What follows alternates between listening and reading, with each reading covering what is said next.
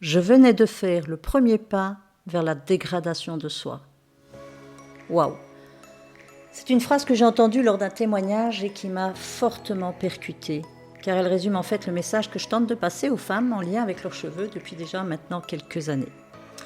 Pour découvrir ce message, je vous invite à rester avec moi et écouter cet épisode.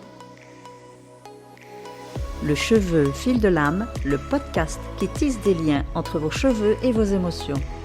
Préparez-vous à voyager au cœur de vous-même pour une exploration profonde des racines émotionnelles qui se cachent derrière chaque mèche. Chaque semaine, je viendrai vous parler de mes différentes rencontres, parfois ponctuées de témoignages, et je vous aiguillerai sur la reconnexion à vos émotions pour reprendre les rênes de votre vie et comprendre les messages au travers de vos coiffures. Bonjour, je m'appelle Marie-France.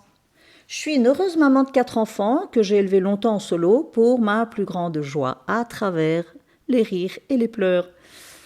En 2020, j'ai épousé un gentil caribou. Et oui, mon mari est québécois. Et alors, j'oscille entre la Belgique et le Québec. Pour mon côté professionnel, j'ai 40 années de coiffure derrière moi. Et aujourd'hui, je la pratique encore, mais de façon totalement différente. Je voulais vous ouvrir une petite parenthèse historique, pour connaître que l'histoire des cheveux, quand même, ça passe par des émotions très fortes. Rien que dans leur signification déjà de ce que le cheveu pouvait représenter dans certaines tribus. Par exemple pour les Indiens, qui représentaient toute leur puissance. Dans ce que ça pouvait représenter à certaines époques. Par exemple en temps de guerre, où on rasait les femmes qui pactisaient avec l'ennemi. Et puis aussi ce que ça pouvait représenter dans certaines circonstances dramatiques où malheureusement, par exemple, une perte totale des cheveux suite à un traitement médicamenteux lourd. Donc on sait que nos cheveux, ils ont vraiment à nous raconter beaucoup à travers les générations. Et on peut remonter vraiment à plusieurs siècles en arrière.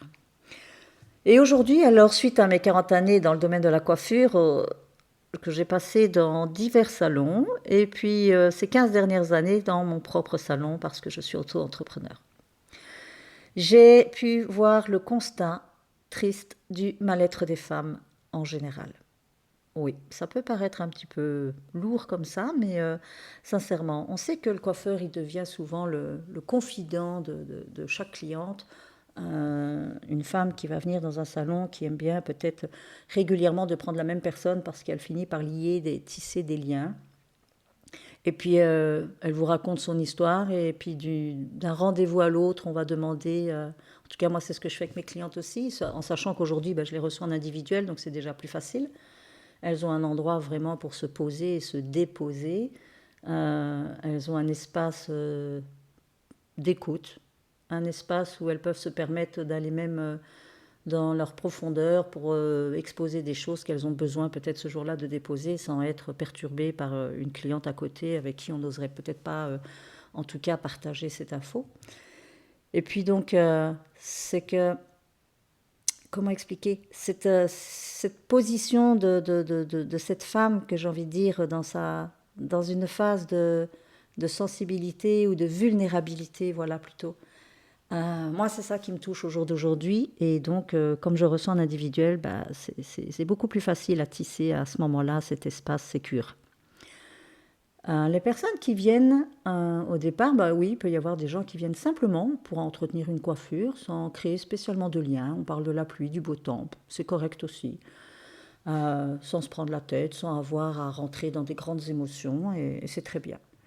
Et puis, il y a ces femmes avec qui on va tisser un lien beaucoup plus fort. On va apprendre à les connaître, apprendre à décoder ce qu'il se passe à travers leurs cheveux. Et c'est là que j'en viens, parce que moi, c'est ce qui s'est passé au bout de quelques années. Suite à une formation de coupe énergétique que j'ai suivie il y a une grosse dizaine d'années, voire plus, avec une femme extraordinaire qui s'appelle Malika Takusel. J'ai, à partir de ce moment-là, fait un virage, on va dire, au moins à 180 degrés pour commencer. Et là, ça a été vraiment une révélation pour moi. Une révélation parce que ça m'a permis de comprendre comment comment on travaille le cheveu avec la personne. Parce qu'en fait, je parle de mon expérience, donc je parle de ma considération, je n'en fais surtout pas une généralité. Mais j'ai surtout compris que, ben voilà, moi j'ai été pendant des années dans cette phase commerciale où je me contente de faire la coiffure que la personne demande, sans trop chercher à savoir si ça ira, si ça n'ira pas. On avait une phrase qui nous disait le client est roi. Waouh! Ouais, enfin bon, voilà, c'est comme ça. Et donc, si la cliente veut ça, on lui fait ça. Alors, je dis pas, hein, que c'est pas comme ça dans tous les salons. Il y en a qui vont quand même prendre en considération plein d'autres choses, mais moi, à l'époque, pas du tout. Je faisais ce qu'on me demandait comme un gentil petit soldat. Et puis, donc, cette formation a fait qu'à un moment, j'ai commencé à avoir des perceptions tout à fait différentes. J'ai commencé aussi à m'intéresser alors à plein d'autres choses qui n'étaient plus en lien avec la coiffure. C'est que j'ai commencé à découvrir un univers totalement à part. On était plus dans l'holistique, j'étais aussi dans la recherche de moi-même. Ça a été le début d'un grand parcours de développement personnel sur moi-même. Hein. Parce qu'à travers la coupe énergétique, il faut savoir qu'on va toucher des choses tellement privées, intimes de la cliente, qu'avant de se permettre de le faire, il faut déjà le faire avec soi. Donc voilà, de là, je suis aussi rentrée dans la formation en médecine traditionnelle chinoise. Ça, j'ai adoré. Parce que là, c'est une philosophie qui, là, me parle complètement. Parce que c'est prendre la personne dans sa globalité, corps, âme, esprit. On ne prend pas l'un sans l'autre. Parce que l'un ne fonctionne pas sans l'autre.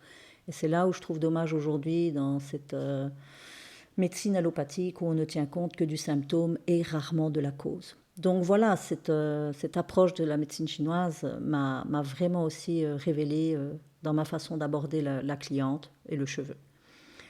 D'autres formations en à côté aussi, que ce soit l'intelligence émotionnelle ou vraiment les neurosciences, tout ce qui touche à la psyché de la personne, là c'est devenu pour moi quelque chose de récurrent dans lequel j'ai baigné complètement depuis donc, ces 10-15 dernières années.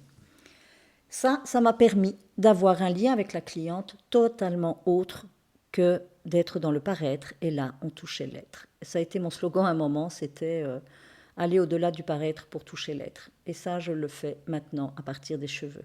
C'est assez bluffant parce que moi-même, en commençant la coiffure il y a une quarantaine d'années, sincèrement, il faut savoir que je l'ai fait par dépit.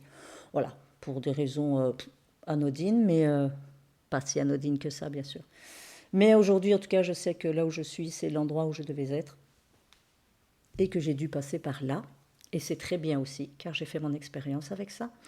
Et donc aujourd'hui, je disais avec le cheveu, sachez que c'est quand même une continuité de votre corps. Il n'est donc pas anodin. Il fait partie entièrement de vous. Et votre corps, comme vous devez certainement le savoir aussi, vous envoie plein de messages à longueur de temps.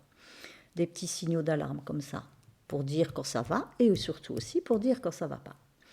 Eh bien, par le cheveu, il se passe la même chose, sauf que là, vous ne pouvez pas les ressentir, mais vous pouvez les voir. Donc le voir dans leur aspect, dans ce qu'ils représentent, dans comment vous arrivez à les coiffer ou pas, dans une mèche qui part en cacahuète, dans une couleur qui d'un seul coup se ternit, dans une frisure qui devient un peu crépue, dans un cheveu lisse qui devient trop baguette, dans maintes et maintes positions différentes ou couleurs différentes, structures différentes. Et puis aussi dans le choix que vous allez faire, vous, de votre coiffure. Pourquoi aujourd'hui vous avez envie de faire des mèches blondes? Pourquoi vous avez envie de les couper tout court?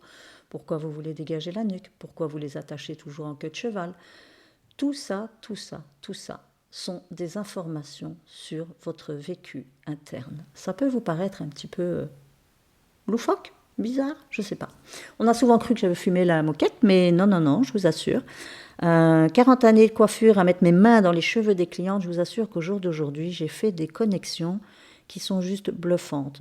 J'ai pu créer des liens, imaginer des situations vécues à l'époque où je ne m'intéressais pas du tout à ça, et pouvoir aujourd'hui faire le bilan et de me dire « Waouh, en fait, à ce moment-là, il s'était passé quelque chose de particulier. » Comme cette femme à qui on avait fait une super coiffure.